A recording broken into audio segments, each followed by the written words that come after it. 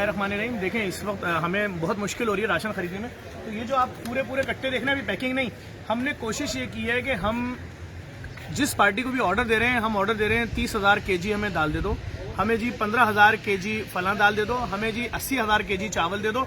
और हमने तमाम मिलों को ओपन ऑर्डर दिया हुआ है, जितना आपको आटा हमें देते हैं हम उसकी पेमेंट करेंगे। ये अभी सिर्फ एक आइटम के पूरे ट्रक उतारने शुरू कर दिए। देखें, ये देखें, ये दाल चना ही अब इस वक्त उतर रहा है।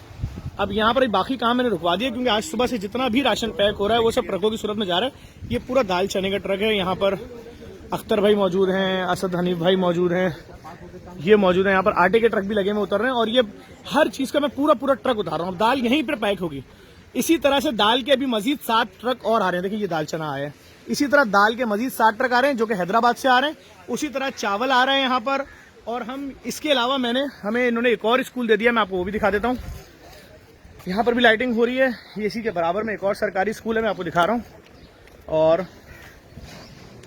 अब जो बड़े ट्रक आ रहे हैं मजीद, वो चूंकि यहाँ पर अब जगह बिल्कुल नहीं बचेगी थोड़ी देर बाद।